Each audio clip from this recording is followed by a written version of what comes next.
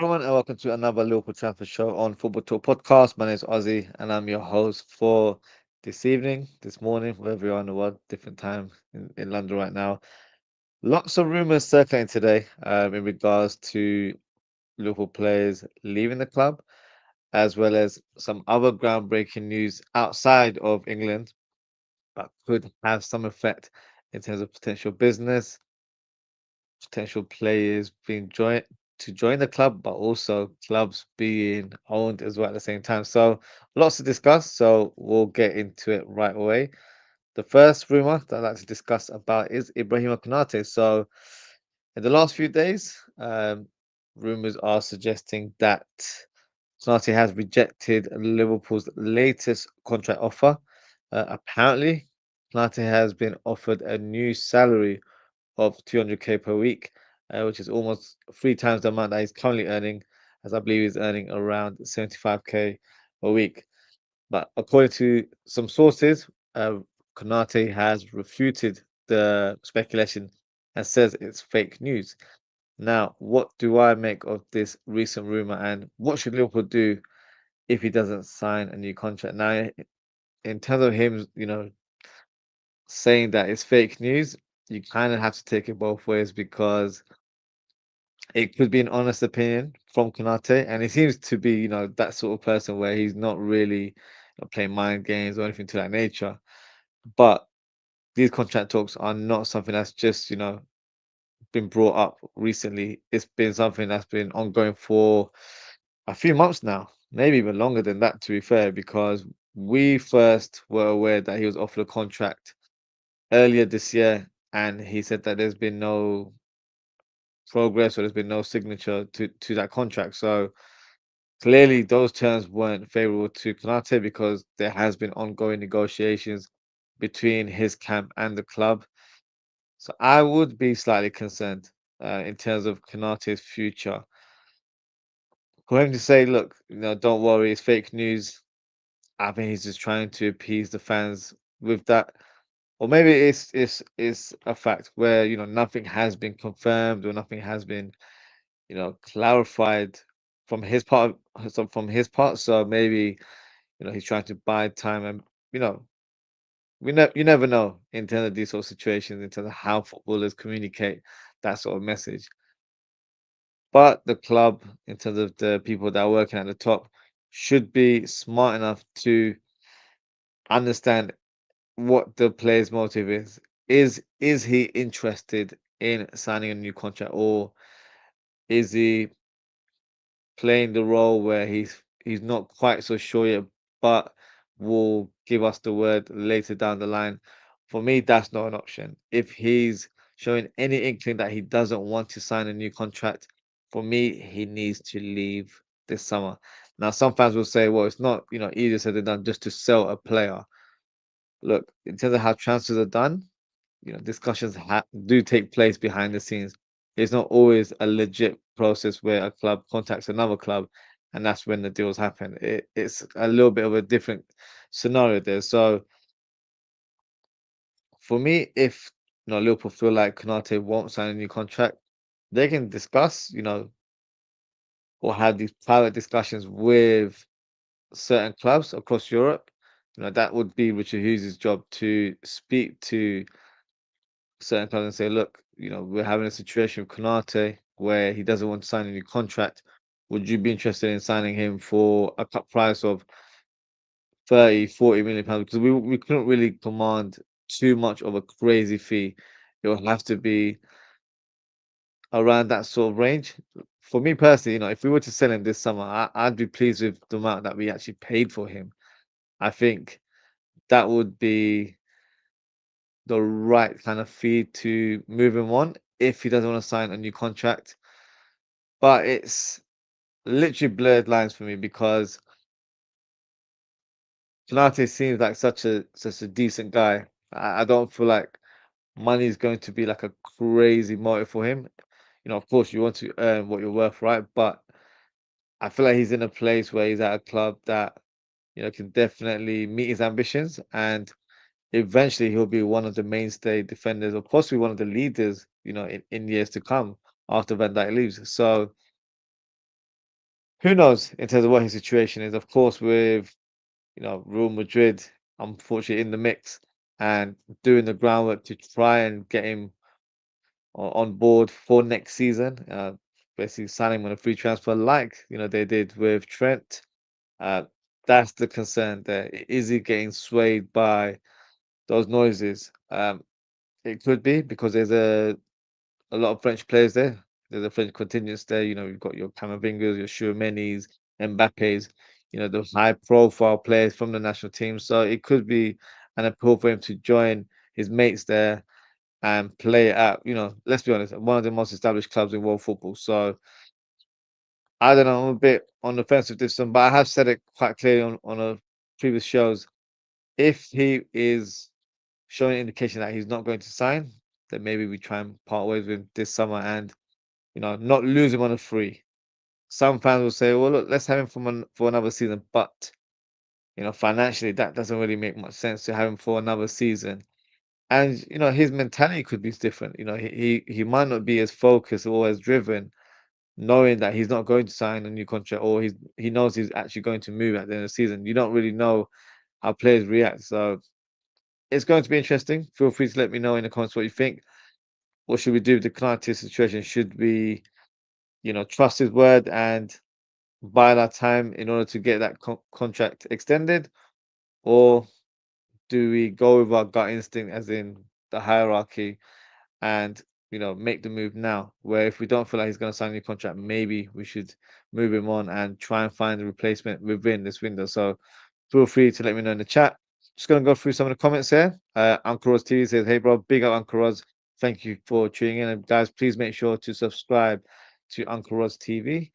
Hooks Law says Konate seems like a good man. He does. I'm a big fan of his in terms of how he is on the pitch, but also the way he carries himself. Very, you know, likable person, very nicely spoken, and looks like he's someone that has, you know, good morals and lives in principle as well. Being a Muslim, so I really hope that he can, you know, put the rumors to bed and sign a new contract. If he really wants to stay at the club, just do it, sooner rather than later, rather than prolonging the situation, because he probably would have seen what happened with Trent. I think almost everyone did have an inkling that Trent will end up leaving Liverpool. And of course, we already knew where his destination was going to be. So it wasn't a huge surprise when that became official. But also at the same time, there was a lot of sections of the fan base that, you know, showed how they felt in certain games, and you know all of that hard work that he's produced over the years had probably tarnished his legacy. And I'm sure Konate wouldn't want that to be the case, because he's loved by the fans since he's joined the club. We've been supportive of him, even when he's gone through injuries here and there. We've always you know supported him whenever he's come onto the pitch, because he's always given his all, and vice versa. So I really hope Konate stays. That would be my first, statement. I really want Konate to stay. But if he's showing some sort of indication that he's not going to sign a new contract and nothing will change, then the club will need to do something and be a bit more smart in terms of parting ways and trying to find a replacement in this window. Ozan Kabak says, "Yo, Ozzy, big up Ozan Kabak. Thank you for tuning in." Hooks Law says he definitely deserves a good wage. He certainly does. From what I read today, he's earning around 75K a week. That's the contract he was first given when he joined the club a few years ago. So he's more than entitled to earn a lot more. Of course, I think his benchmark will be the likes of Saliba, who's around the same kind of age, same kind of development in their careers, where they're literally on the verge of being known as world class or top class defenders. So I think he's probably earning around just under 200K. I'm not 100% sure. So that might be the range that he wants from the club. And apparently, according to rumors, that is what we're willing to offer him. We're willing to offer him 200K a week. So that clearly shows the club values him and see him as part of our long-term plans. So, if he's rejecting that kind of move, then for me, that's an indication that he wants to leave and he wants to join Real Madrid, because that was the same situation with Trent. We offered Trent whatever he wanted. I think we surpassed what Reece James is currently earning. I think he earns around 240. We offered, I believe, 265 per week for Trent, but he had his eyes and he's had his head set on moving over to Real Madrid. So if he's rejecting, that kind of salary bracket, which is still very high for a centre back, he's not going to be earning what Virgil van Dijk earns, because Virgil van Dijk, has been doing it for a long time to a different level. If Konate stays, then he can, you know, have ambitions to, have a similar financial package as Van Dijk, but he's quite young, and I think you're paid based on what you've achieved in the game, and what is merited in terms of what you put on the pitch. So for me, he can't ask for 400K. That'd be absolutely wild. 200K I think is a good amount, and should be enough to get him to sign that contract. But if he's saying he wants more, or he's just not happy with the terms, that means his head has been turned, and we have to be smart. There's no point in having a player that's not fully committed to the cause, regardless of how good they are. So I think Liverpool have a big decision to make in the coming weeks and possibly even months, because I'd want this to be resolved before the season begins. That would be the deadline, and if we get that indication that he wants to stay and he wants to sign a new contract, then sign the contract before the end of the window. That will appease the fans. I think he'll probably feel like there's a weight off his shoulder as well. So it works for all parties for him to sign that contract if he wants to stay. If he doesn't, then look, I'm not going to begrudge him or say foul things about him. If that's his decision, that's his decision. What I want my club to do is be a bit more responsive and try and find his replacement now. Mark Gay, of course, is a player that could be joining the club at some point this summer, but I see him more as a replacement for Kwanzaa rather than Konate. If Konate leaves, then I do believe that the club will need to splash the cash again and try and find an adequate replacement, someone that is of a huge caliber. I think that's the kind of profile we should be going for. But we'll speak about that once that time comes. If that's the news that we hear, then we'll speak about potential targets. Brazy, big up Brazy says, who do you want if he is sold? Great question, Brazy. The dream signing, I don't know if it's realistic, but because we've signed Florian Wirtz, maybe things are possible. So I'm going to say Bastoni. And I know he's left-footed and he normally plays in the back three, and Van Dijk is normally the guy that plays on the left side. But I think in this situation, you end up signing Van Dijk's long-term successor, and if we do have Gate, then you have a solid defender that can, partner him as well. So Bastoni would be the dream signing. Holson would have been, I don't know how you pronounce it, Holson. I think he would have been the ideal one to be the understudy for Van Dijk, and then he could have actually played alongside Van Dijk until he departs. Bastoni, that's the number one name in my mind. Whether that's possible, remains to be seen. Hopefully, if there's any sort of inkling like that deal can be done, maybe Rodrigo Chiesa can have some words, because those two are apparently good mates. So hopefully, he can say some good things about Liverpool, and hopefully that can sway Bastoni to come over to England, because that's not very common either for an Italian player to join an English team. But if it's possible, then hopefully Liverpool can make it happen. Uh, Hamza 11 so he says, "Can you say happy birthday, Hamza? Happy birthday, Hamza. I hope you have a great day." Um, Ozan Kabak says, "Gay's actually younger than Ibu. You know, is he? Did not know that. How old is Ibu? Ibu is 26, and Gay is 24, I believe. Right? Let me quickly have a look.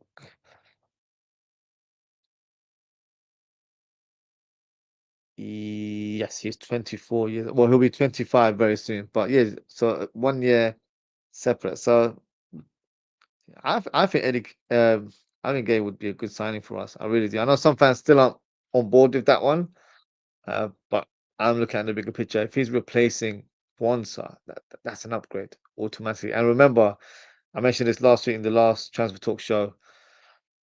We've got a buyback clause with Kwanzaa, and at the time I didn't know because it wasn't confirmed. But the next day, the fee that is agreed in the clause is actually 34 million pounds, which is not that expensive. So we've pretty much we've sold him for 30 million, but to acquire him at some point we'd have to pay 34 million, which is not that much. So it could be something we have to watch over the years, because if he really excels in the Bundesliga and potentially fulfills his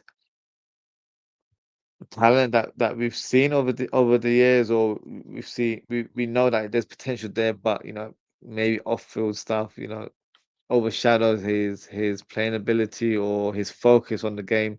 But if he changes that approach and really showcases his true talent, then that's a player that can definitely return to Liverpool. He's not left on bad terms. He's left pretty much on good terms. So I do expect Liverpool to have interest in signing Konsa at some point in the next few years. But yeah, Gay I think would be a solid addition if we can make that happen.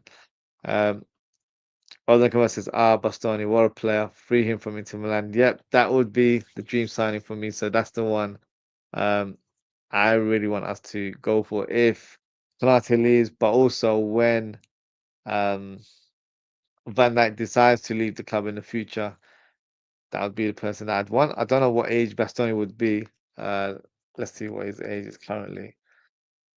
So Bastoni is currently 26. So in a couple of years' time, if Van Dijk was to leave, just to paint the scenario there, he joined as a 28-year-old.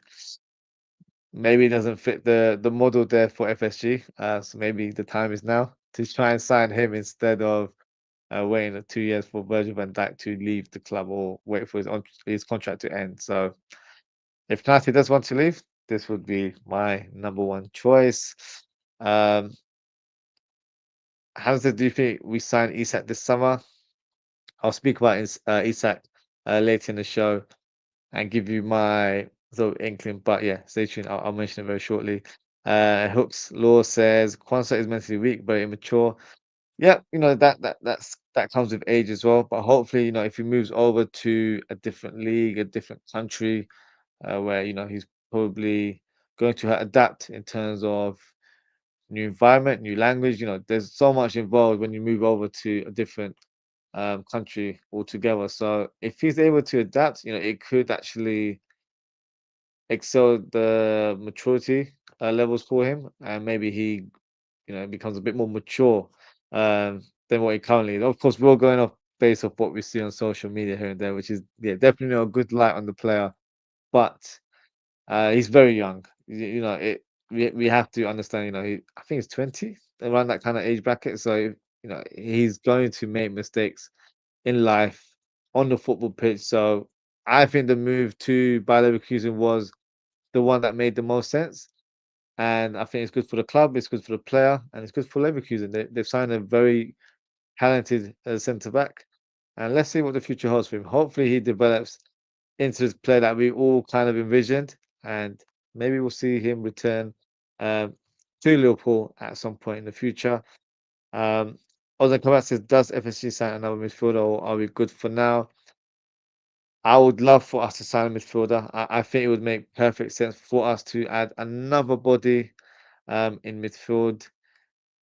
but I have a feeling that we won't sign one. I think the board or Arsenal and the coaching staff will be content with the numbers that we have.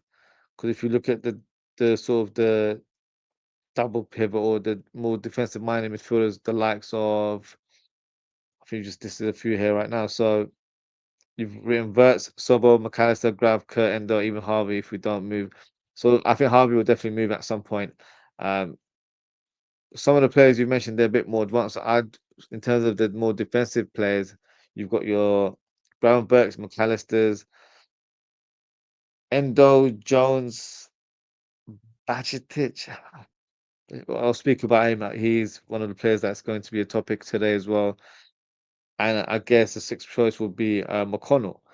Now, for me, Bajcetic can't be replied upon at all. He's currently injured right now as we speak. So if we were doing preseason, he wouldn't be available. So I'm not sure the magnitude of that injury, but from what I've heard, it's not a huge injury. He should be back in time to play preseason games. But that's the one, it's the concern. I don't think it's entirely on his ability. It's more so the injuries that he's picked up over the years, and that would be a concern. And also, um, he's had a good loan spell at Las Palmas. So if there's a Spanish team that wants to place a big bid, I don't think Liverpool will turn it down. They'll probably consider offers depending on how much the amount is. So let's see. I think that's why we've got sufficient numbers there, and of course, Szoboszlai can drop deep and play in that double pivot if required. So it's not a situation where we're struggling too much, in my opinion. Ali Jolabi, so he says, why is everyone sleeping on Bajcetic? I don't think we're sleeping on Bajcetic.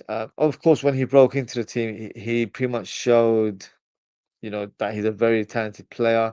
But then the second season when it came round, he was very much, out of the picture, suffered a lot of injuries, but that's due to, his age and, him still growing as a human. So for that reason, we didn't really get to see much of him in that second season. And then, of course, we've then loaned him out. And then the first loan spell to Red Bull Salzburg didn't go to plan. Of course, Pep Linders got sacked, and he didn't really get much game time. The last Palmas one did a lot better. Definitely made a name for himself. But when you look at that whole situation of his loan spell in Spain, maybe that's the league that suits him. Of course, he's Spanish. That's where he came through the ranks before he joined Liverpool when he was a youngster. So maybe his skill set is more tailored for La Liga, where it's more technical, slightly slower pace in comparison to the Premier League. Maybe he's not built for the Premier League. So that's something we have to consider. And if we get a good bid for Bajcetic, then I think he could be on his way. But we'll speak about Bajcetic very shortly as well. Double D, big up Double D. He says McConnell apparently getting more minutes. I'm a big fan of McConnell. I really like him. I think whenever I've seen him play, he's shown good range of passing, very good technically, I think. Can play in different roles, can play right back, can play as a DM. So for me, I did earmark to say that he should get a loan move this summer. But if Liverpool aren't going to sign another body in midfield, then maybe having him would make more sense, and then play him in the cup games, but also utilize him in the Champions League or in the Premier League if required. So for me, um, I hope he gets some minutes because I do rate him. I'm a big fan of his.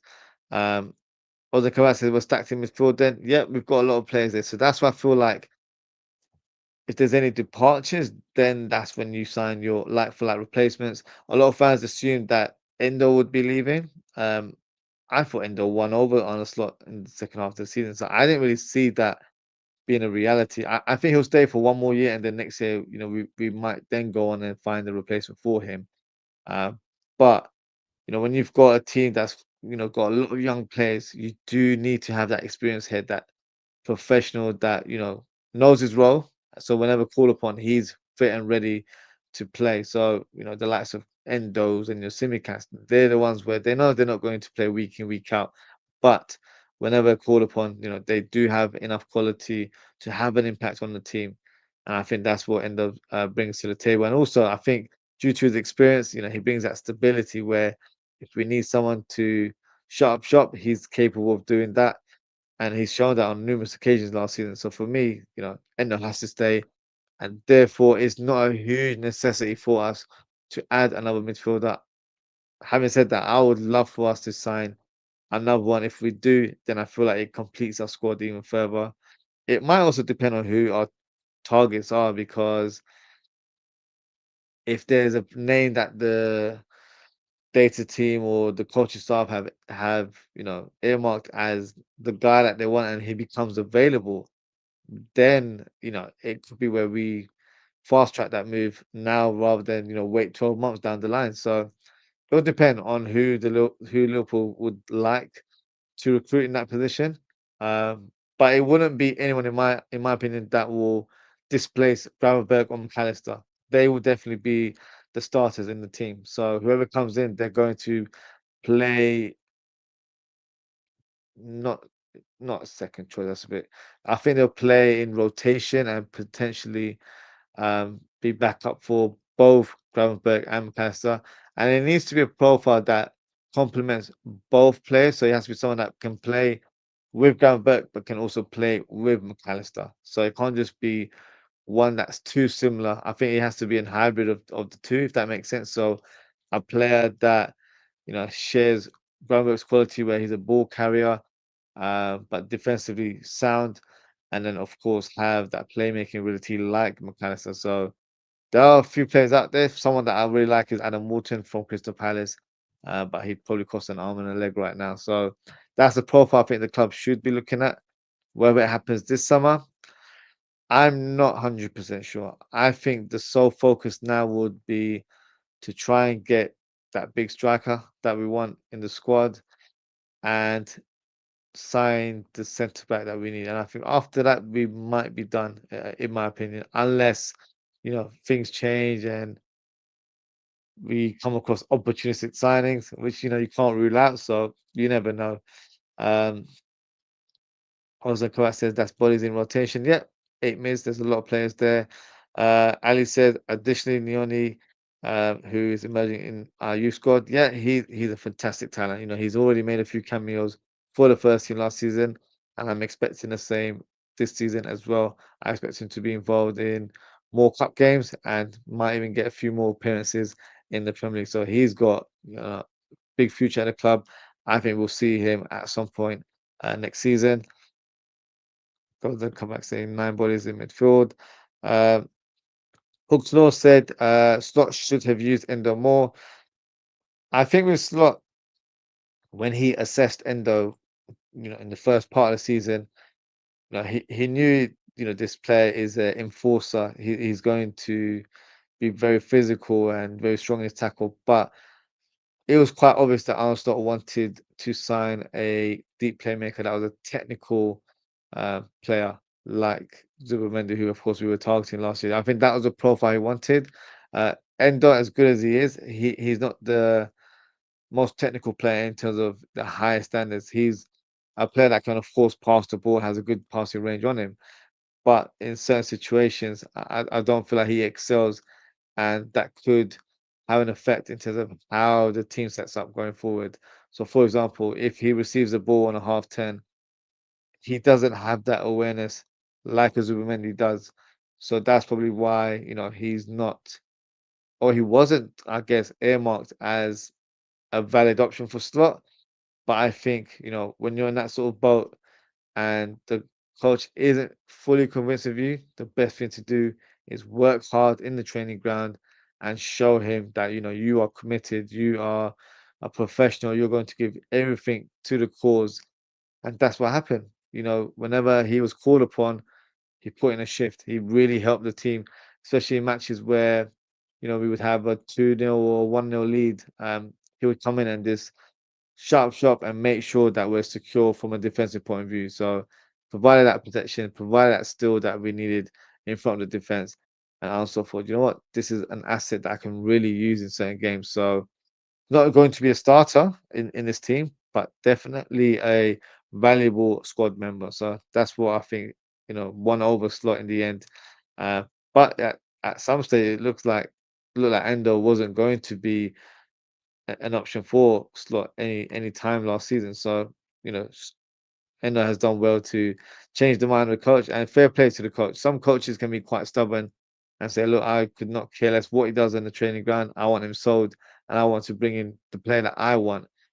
But he gave him a chance. He probably had words and say, "Look, if you present yourself, if you work hard, I will give you the opportunity," and that's what happened. So it'll be good to see him in the team next season because I think he is a valuable member of the team. Hooks Lord says Dom has the best engine. He does, but I feel like his qualities are in the final third from an attacking point of view. He's got great shooting ability.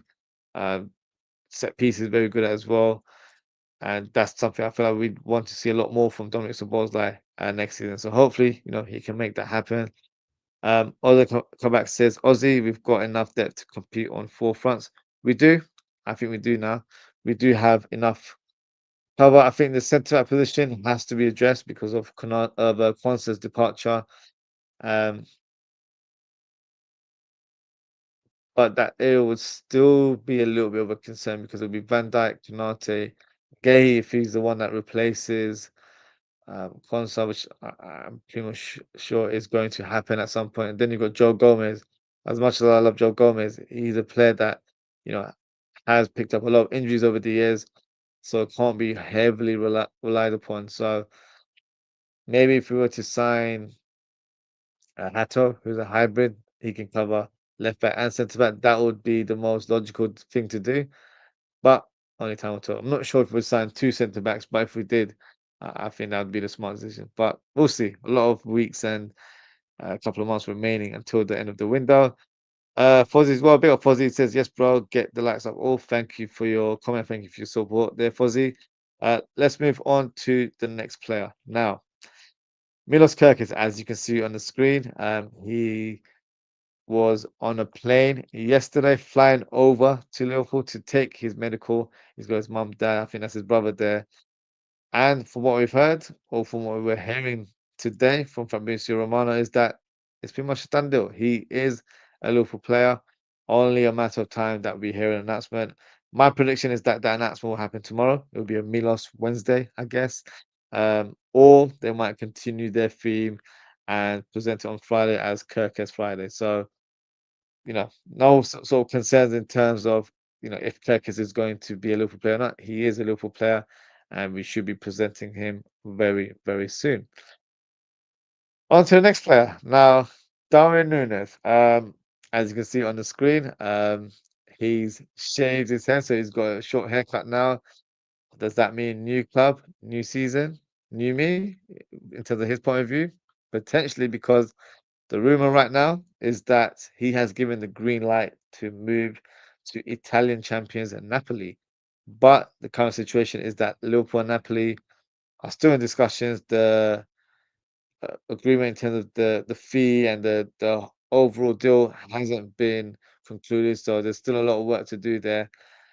My thoughts on Darwin Nunez moving over to Napoli, from a player's point of view, I think it's a great league for him to join. I think it's a league that will definitely suit his skill set. Where teams in the Italian league, the main setup is to be defensively sound, but due to the way he plays, he's chaotic, and on the counter attack, he will produce blistering moments with his pace and directness. And he'll have a bit more time, to convert chances. So, for example, in the Premier League, I think because it's played in such a robust and physical manner, he's not able to present that calmness in front of goal. That's why his finishes for me were quite erratic in a Liverpool shirt.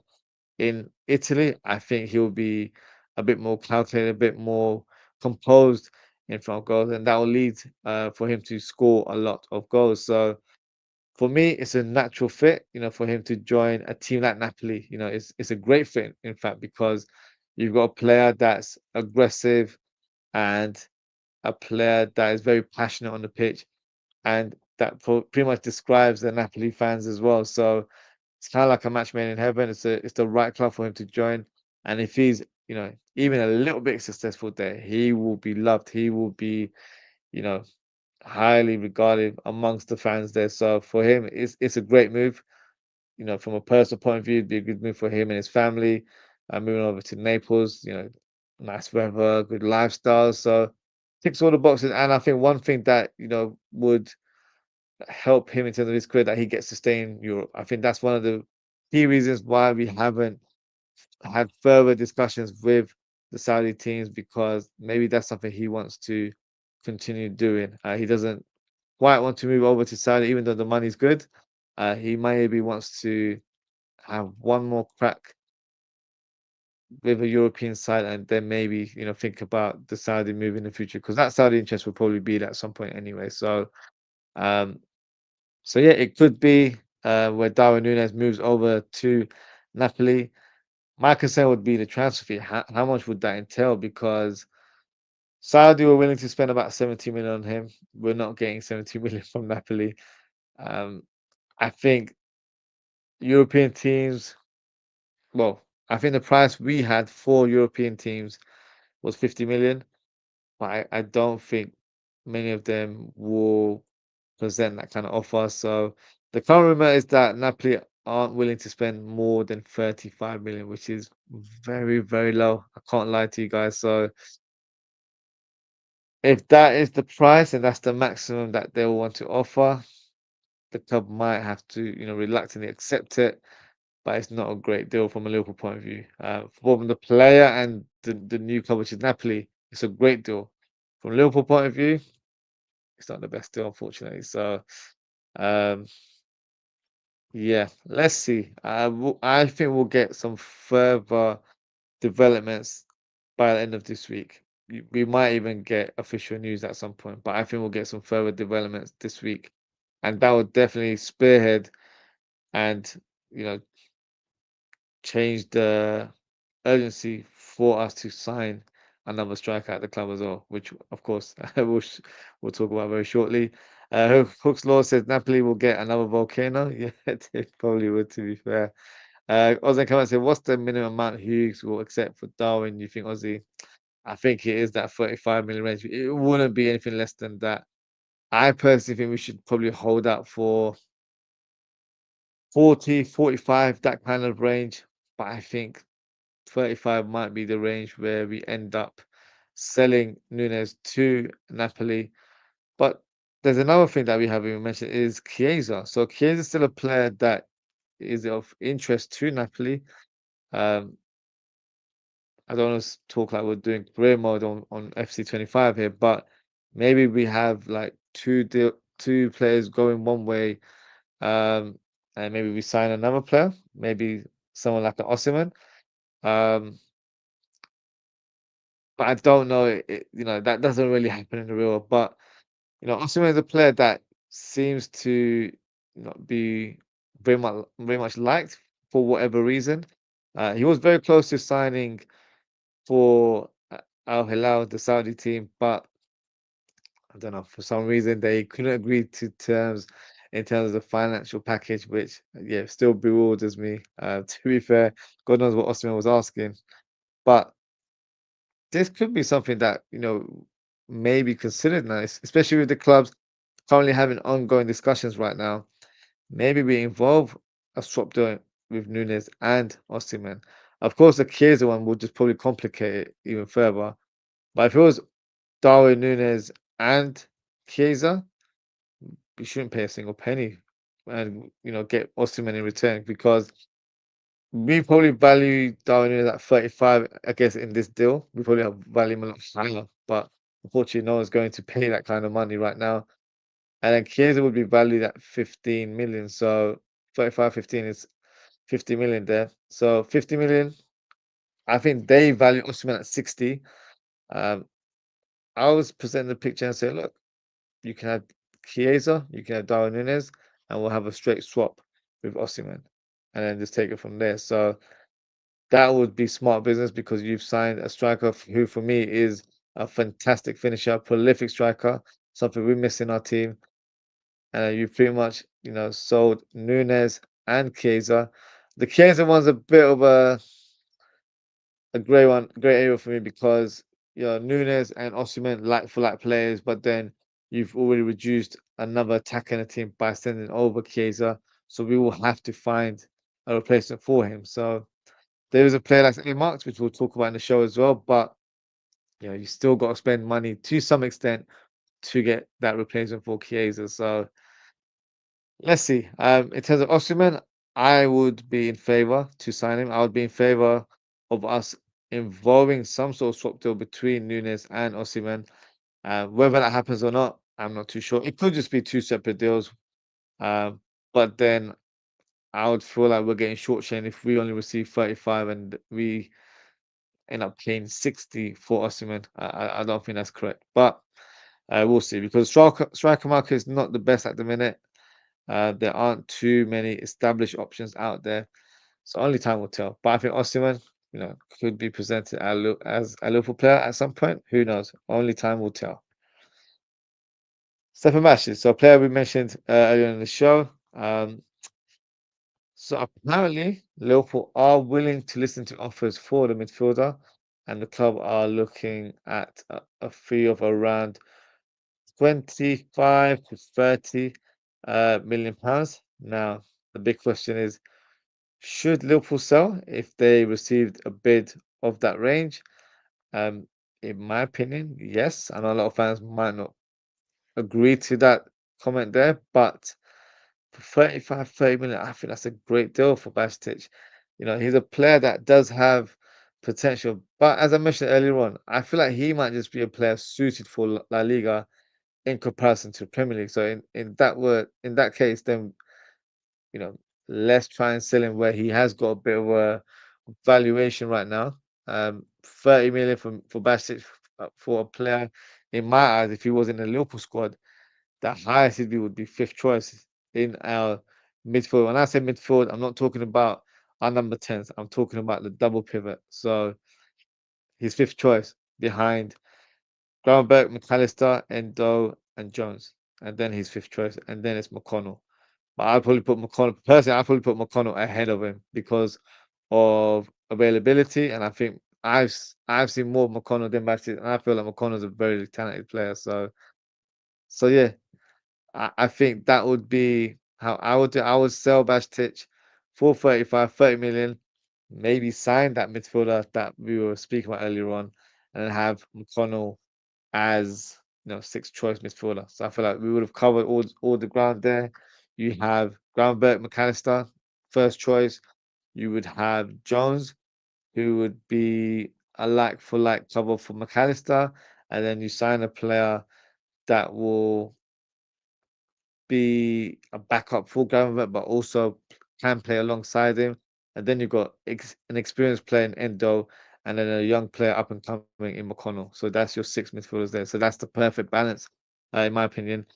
If we have a situation where we have a lot of injuries amongst those players, then you can add Szoboszlai in the mix, and he can cover that position in certain games. But I prefer to see him a bit more further up. So, in my opinion, I would consider a bid for Bajcetic.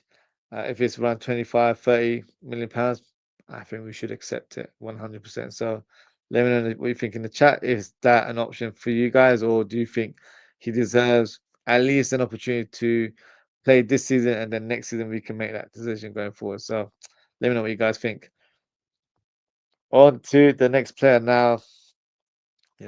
Hamza mentioned earlier on, what do I see happening with Isak? So currently, the rumor is that Newcastle are planning to offer a new contract to Alexander Isak by increasing his salary to 150k per week. But we've got a further update to that news is that apparently Isak has stalled on any contract talks with Newcastle and has informed the club that he wishes to join Liverpool if possible. So if possible is the key words there because if Newcastle are willing to do business, then Liverpool have the chance or the opportunity to sign a player. And the word that we're getting from Liverpool is that they're ready to spend big on the striker. Because I think Newcastle's stance has changed in the past week.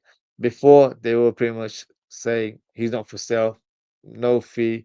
That's why they were quoting to say 150, 200 million, just saying random numbers out loud. But I believe that Isak has informed the hierarchy at Newcastle and have told them that look, his desire is to move and join Liverpool and Liverpool only because you're not hearing any other clubs in the mix. So, do I think we will sign Isak? For some reason, have a gut feeling we will. I don't know where it is. Maybe because of the foreign, but still, it's just put me in such a positive light. I feel like it kind of has a similar tone to that work still, where it's pretty much told by Leverkusen that it's Liverpool or no one. And I'm getting that same vibe with Isak. And if Liverpool are willing to spend big, then nothing's really going to stop us because the players showing an indication that he wants to join the club and Liverpool have the finances to make that deal happen, then I think we've got to do it. So some fans will rebuttal and say, look, 120, 130 million on Isak is crazy talk. It's a lot of money, it's too much money for one player. But then my rebuttal will be this is the signing that we've always, we speak about that. We want a top class striker. We want to spend big. We want to be amongst the big boys when it comes to these transfers. We're here now. So why are we backtracking? Yes, some fans will also say Isak has an injury record and all that sort of stuff. Last couple of seasons, his injury record hasn't been as bad in comparison to previous years. And, we'll just have to manage him a bit better. That's the only way. If we have adequate quality behind him. He can be rotated a bit more. Um, and players will pick up little injuries here and there. It's just part and parcel of the game. So for me, that shouldn't, you know, stop you from signing a player of his quality because he's the guy that we want. In my eyes, he's the dream signing. So if we have an opportunity to sign him, we need to go out all out and make it happen. Because I feel like Isak is the striker that we need in our team. He's an amazing finisher in front of goal, but he just brings different areas to the game. He's someone that can hold the ball. He's very quick, great dribble of the ball, got quick feet, can score with left, right, header, acrobatic efforts. He attacks the channels very well as well. He's the complete forward. He's the striker that we need in our team. So if we can get him for 120 million, look, it's a lot of money. Yes, of course it is. But if John Henry is willing to spend, the top dollar on a striker like Isak, why not? Because it's not like there's a lot of options out there. I mentioned Osimhen earlier on. I wouldn't mind him if Isak wasn't available. But if Isak is available, we have to go all out and try and make that deal happen. So for me, I have an inkling that it could happen. I've been saying it for a couple of weeks that I'm not sure. I would love for it to happen, but I don't think it'll happen. But the more sort of tweets I hear, or should I say, see and read, that Liverpool are positive and Liverpool are ready to place a bid or make an approach for the player. It puts us on a good light there. So let's see. I think once the Darwin Nunez deal is concluded, whether it's Napoli or any other club, I think that's when the sort of contract talks or negotiations will excel. I think we'll hear further developments regarding Isak joining Liverpool. So I really hope we can make it happen. Imagine Isak and Florian Wirtz in the same team. Yeah, we're cooking for a long, long time. So that would be the dream signing. And for me, it would smash any transfer window we've had over the last God knows how many years. Like in terms of my lifetime, I've been supporting Liverpool for about 30 years. It surpasses that. So yeah, for me, this would be the one. This would be the signing that I think we all really, really wanted. Didn't think it would be a reality. Similar scenario to the Verts one. But if we can make it happen, Richard Hughes gets all the credit he deserves. And I'll have no shame and I'll make on the show as well. So let's see what happens with Isak. But this is the guy that I really want us to sign this summer. Another player that has been linked with a move away from the club as is Diogo Jota, and ironically, it involves Newcastle. So the rumor is that Newcastle have shown interest in signing the player, and apparently they've also placed a bid of £37 million just to kind of test the waters and see, where they are in terms of meeting Liverpool's valuation. Big question is how much should Liverpool accept? Or the bigger question is, should Liverpool even consider selling Jota? Now, in terms of the fee, I would say, look, if Newcastle have indeed placed £37 million as the opening offer, then we can go a lot higher. I'm not trying to be cheeky here, but then we can definitely get 50 million for him. And I don't think that would be a crazy price. So that would be my valuation for the player. Similar scenario to the Quanza deal, where we valued them at 50 and we kind of accepted 35, that kind of range. I would want 35 for Jota. I would want a minimum 40, 45 million for Jota because on his heyday, he's one of the best finishers in the league. Like that's the kind of caliber of striker he is, and that's how I see him as well. So for me, um,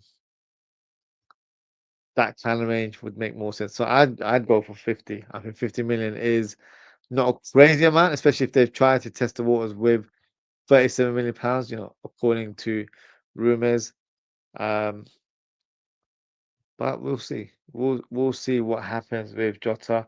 Um, I would consider that kind of deal, to be honest with you, because as much as I rate Jota, his availability in the last few years has been quite poor. And look, let's say if we do sign Isak, we can't have Jota as his backup striker, and he's never available. The whole point of being a backup striker is, you're in you're in the wings, you're waiting to get your chance. If you're, getting treatment and then, Isak for some reason is not available, then we're in a bit of a tricky situation. We can't, you know, put a striker that's a natural striker in the team. So for me, that's going to be the key there in terms of Jota. I feel like it would make sense to sell him this summer. Whether it happens or not, it will depend on what happens with other deals as well. But I would like us to sell Jota and possibly sign the replacement. Um, Also depends on Diaz because Diaz can cover two positions, so maybe he's regarded as a striking option, and we go on and sign a left winger. So I think once we get some clarity on one or two players in terms of their position in the squad, we can kind of paint a picture and see what type of profile the club will be looking into this summer. So I think um, we'll get some further news in the coming weeks. Even in this kind of scenario here, maybe this is a discussion that we'll be having with Newcastle where, look, we're giving you Jota. Let's say we give you Jota for 35, 40 million, 15 million, let's say 35, just to round up the number, 35 million. But, you know, we've given you a discount because we actually value him at 50 million. And we say, look, let's try and meet in the middle and let's try and get an Isak deal done for a lot less. So maybe we end up signing Isak for like 110 million, whereas it probably should have been 125 million, for example. So kind of similar to the Verts and the Consa, where we've built a good relationship with the club. Maybe we can do that in this scenario where we give them Jota, who is a accomplished striker, and we can also, get Isak the other way as well. So let's see, painting different scenarios there, but it's not fantasy stuff. It could be fiction. It could be where we make these things happen. So only time will tell. Just gonna go through some of the comments here. Graham, big up Graham. He says, "Imagine if you signed Gordon as well." I'm not on the Gordon train, Graham. If I'm being honest with you, if he was to sign, I of course support the player. No, no, no doubt about that. But if we were to sign him, that would mean that Diaz is leaving, and I personally don't want Diaz to leave. I would like Diaz to stay for at least another season. But if Diaz was to leave and Gordon came in to be his replacement, I'd find that very, very underwhelming. The comparison that I've used in the past is when we had Rafa Benitez as manager, we were trying to sell Alonso to replace Barry. That is the level where Barry was a good player in his own right, but he wasn't no Xabi Alonso. So for me, that's the same situation here. Gordon's a decent player, but he ain't no Luis Diaz. So if we were to get him as well, that'd be crazy because we've signed two players from Leverkusen. Now we're apparently going to go for two more at Newcastle. We're just taking a mick. But I don't think that will happen this summer. Um, Whether it ever happens in the future, who knows? But I feel like there's better players out there. I actually feel like the left wing market is a lot better than the striker market. There's a lot of options for left wing, and no disrespect, I think there's a lot of better options than Gordon. But that's just my opinion. Feel free to let me know what you think as well. Hooks Law says LFC with more pull than because so. Katie said, did Konate make a statement recently? So I don't know if it's official because I haven't seen any footage or anything like that. But apparently he's saying that all of these, rumors suggested that he's rejected the contract. It's fake news. So he hasn't rejected it, but nor has he accepted it. So he's kind of just put himself in the balance to say that nothing's been rejected. We're probably still having discussion in the background. Um, so I think he's just tried to protect, I guess, his image to that extent, but doesn't give us any more clarity in terms of what his position is. Does he want to sign a new contract or does he want to stay at the club? We don't know at this stage. So it's going to be an interesting summer because if he shows any indication that he wants to leave, I feel like we should cash in on him. That would be my opinion on the Konate situation. Um, Kitty says to Hook's Lord that Richard Hughes woke up and chose violence. He certainly did. I didn't know he was capable of that, but I'm all for it. If he wants to choose that kind of violence because he wasn't showing me anything last year. So I'd rather he show violence than, nothing at all. Hookstall said Richard Hughes likes the Galacticos idea, but I'm all for it. If if that's the model he's going for, and FSG I'm ready to back him, then yeah, it helps us in the long term, doesn't it? Katie says Jota 30 million and Isak 120 million ish. 30 sounds low, but look, if it helps us get the Isak deal down the line, I'm not gonna have too much issues about us, losing out 5 or 10 million. Um, yeah, if that's the case, I'm on board. Won't hear any complaints from me. If we get Isak, yeah, I'm all for it. Katie says, yeah, Gordon isn't better than Gakpo or Diaz. Yeah, I agree as well. Um, Katie says, it seems like a good lad, but football, you know, that's what I'm saying with Konate. Seems like a very nice and very humble person, but when it comes to contracts and when it comes to money, you just don't know.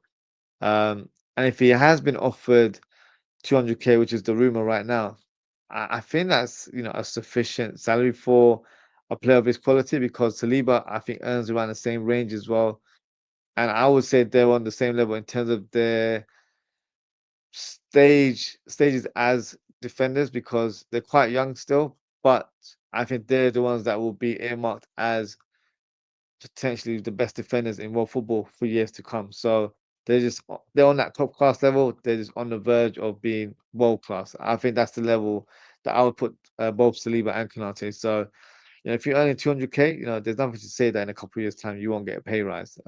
I'm sure that will happen as well. Uh, but my issue is that look, if Real Madrid are doing the groundwork like they did with Trent, then it looks like his mind is already set up. And if that is the case, Liverpool have to be smart and use their initiative and try and cash in on the player and avoid making a loss. If we were to sell him now, I think we could easily get Konate, get 35 million for Konate at this stage. I know that sounds a bit low, but for a player that's on a 1 year, it's something that you'd accept, or 40 million, that kind of range. Um, so for me, that would be my stance regarding Konate. If it feels like that he's not going to sign a new contract, or he's like wait and see, I don't really want to wait and see because that shows me that he's not made a decision and he's not fully committed to the course. So that way, it's best to part ways. It's best to sign, an adequate replacement. And look, it might be where we sign Gay and then we sign a Hato who covers that centre back position for a year, and then we sign a more accomplished centre back next season. I wouldn't be against that. So let's see. Um, it's going to be interesting. I really hope, from a personal point of view, I really like Konate, and I really, really hope he signs a new contract. That would be my first thought in regards to Konate. But if he shows any inkling that he doesn't want to stay, you should sell him on. That would be my opinion. Katie said, "Big up yourself, Katie. Thank you for your comment. Thank you for tuning in." And then before we close the show, Lyon were in the news today, or in the football world, I guess, where they have been relegated to League Two or League Two, if you're speaking your French accent there, due to financial issues. They're in a huge amount of debt. 500 million euros is the fee or the quoted debt at Lyon. So therefore, they weren't able to comply with the regulations of the league, and therefore they have been relegated to League Two now. That's a huge blow for Lyon because Lyon, at one point were challenging for Champions League honors, 15, 20 years ago. They had a really, really good team there. But, when you don't manage your finances correctly, these things unfortunately do happen. Now, of course, it's a negative thing from Lyon's point of view, but because we're a Liverpool channel, we're going to speak from our perspective. So, two things can happen in terms of Liverpool taking advantage of this current situation. Now, it's no secret that FSG want to acquire a new club. So maybe Lyon could be that club that they go for. They will be available for a lesser fee or lesser valuation, and that could be something that FSG take advantage of. And of course, Lyon is a very established club. And if they were to get them for 500 million, which is probably the similar amount that they paid for Liverpool all those years ago, they've signed one of the most respectable clubs in France. So it would be a great bit of investment from FSG's point of view. But from Liverpool and from more of a footballing point of view, uh, it can also help Liverpool target some of their best players because I'm sure Lyon will be wanting to do a quick fire sale in order to generate some funds and make sure they don't go through to admin if they don't have any potential buyers. So there's a few players that I feel like Liverpool could target. So here are three players that I've listed as potential targets for Liverpool. So the first is Malick Fofana, which I can see Mehdi. We got Mehdi says we can take Malick Fofana from Lyon. We've been linked to him. Yep, that is definitely an option. He's a player that we've heavily scouted and we've been heavily linked to him in the last few weeks. I did a player profile show of him not so long ago. So if you've missed it, feel free to watch it on the channel. He's a player I think, has a huge potential. Really, really talented player. 20 years of age, Belgian international. He's only made the one cap, but he's very highly regarded in his home country. He's a player that can play left wing, can even play on the right, and can play through the middle as a striker if required. But I see him more as a winger more than anything else. He's very dynamic, very quick in his dribbling, has a decent shot on him. So I feel like he could be a good player to cover Gakpo. And let's say Diaz does end up leaving, Gakpo and Fofana wouldn't be a bad combination to have on that left wing. Or even if Diaz leaves, Diaz could possibly focus more on being a striker next season. So we have a star striker like an Isak, for example, Diaz, to cover him, and then you've got Gakpo, Fofana, and then Fofana can always play right wing, so he can also cover Mohamed Salah if required. So for me, he would be a very, very smart signing. And I think it's valued at around 30 million anyway. So if they were wanting to do a quick fire sell, we could probably get him for a lot less, maybe around that 20 million pound range. I bet Man City are kicking themselves in regards to this news today because they probably could have got Cherky for a lot less, but that's not really anything of our concern. The two other players are players that we might not be too familiar with. The second one that we have in the frame is Georgia's Mikautadze. So he's a player that came to my attention last year in the Euros, playing for Georgia. So of course, Mamadashvili's countryman there. He was a player that looked very good to me. He played up front more or less for Georgia, but I know he can play as a left winger as well if required. Very energetic, very quick, uh, good finishing ability. I think this season or last season, I should say, 47 appearances, 17 goals and 11 assists, so 28 GA in 47 games, which is not too bad as well. So I mentioned earlier on that, I'd possibly consider selling Diogo Jota due to his availability. Maybe Mikautadze could be his replacement in the squad because, similar build in terms of both of the players. Um, and like Jota can play left wing as well. So I feel like stylistically wise, he fits that profile, but he's a good finisher as well. Good on the counter attack, decent in front of goal. So I feel like that could be a good quality player to have to cover um, Isak. I'm hoping. Maybe jumping the gun there, but that is a player that we're trying to sign. So could be a player that could come in, and it costs a lot less than us trying to sign a more high-profile player. And also, it's very hard to try and attract a player to be a backup for another striker. So Mikautadze would come, I think, to Liverpool. Prospect playing for the Premier League champions. Of course, with his current club, he has to play League Two, so he'd rather come on board with us and be backup to an Isak rather than playing at that level, respectively. So I feel like this could be an astute signing if Liverpool considered um, signing Mikautadze. And the other player is Thiago Almada. So he's an Argentine attacker, so can play on the wings, but predominantly plays as a number 10. Has really flourished in his role within the Lyon team. So definitely a good option for us to consider. But I don't think that's the area we need to strengthen in terms of having a number 10. We've got quite a few of those type of players. For me, Mikautadze and Malick Fofana would be very, very smart additions to the squad. So let's see what happens in regards to this whole Lyon situation because it was groundbreaking news earlier this evening. And it's ironic that we were linked with Malick Fofana. So maybe that helps us speed the process of trying to get him on board quicker than planned. But yeah, I'm sure there'll be a lot of clubs trying to sign some of their players. So let's see what happens with regards to their situation. And for all we know, Lyon might even appeal the decision and it prolongs it even further. So let's see what happens with Lyon. Made his comments there. There's another club from France that has been in the same situation, which is Bordeaux. It's another big club, but now they are in Division 5. Yep.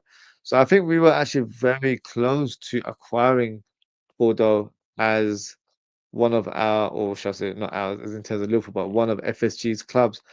But they had not disagreement, but there was a stumbling block in regards to the payment for the stadium or something along those lines. So that's why that deal was never completed.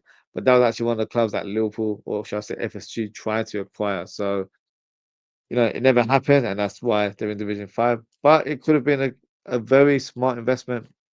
But then having said that, maybe the Lyon situation was something that they've been keeping an eye on because it's not brand new news that they're having financial issues. We've known about it for about 12 months now. So maybe they've earmarked Lyon as the club that they would rather spend more cash on rather than Bordeaux. And I guess that would make sense because historically Lyon is probably the bigger club than Bordeaux.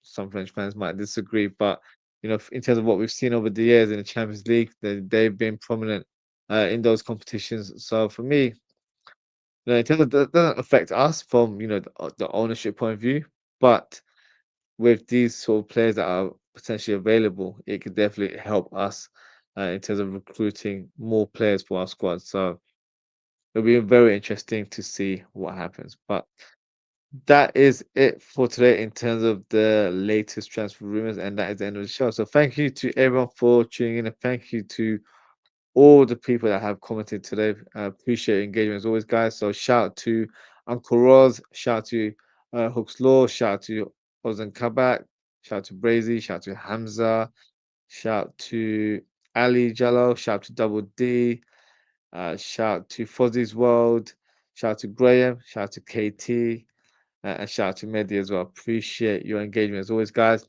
If you haven't already, please don't forget to like, comment, share, and subscribe to the channel.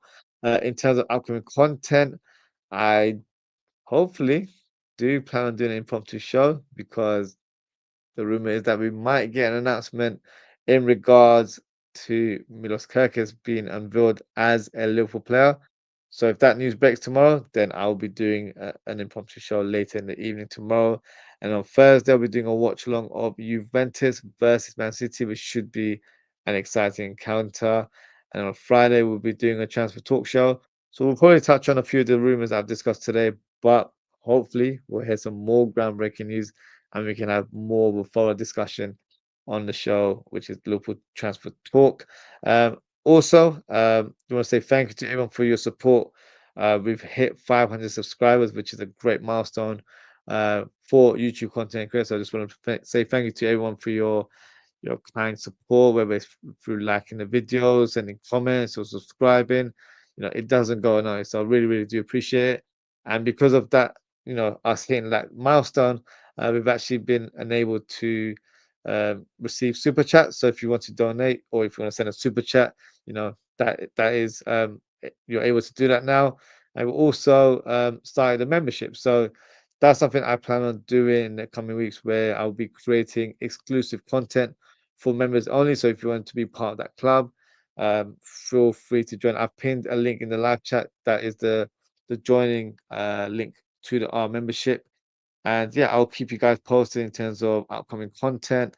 And if there's any ideas that you guys want me to do in terms of different shows, feel free to provide a feedback. And yeah, I'll certainly take that on board. So yeah, some exciting stuff for Football Talk podcast.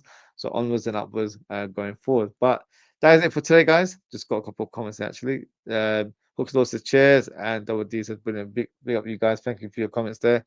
And that is it for today, guys. Thank you so much for tuning in. Take care, stay safe, and I hope to speak with you all very, very soon. Goodbye.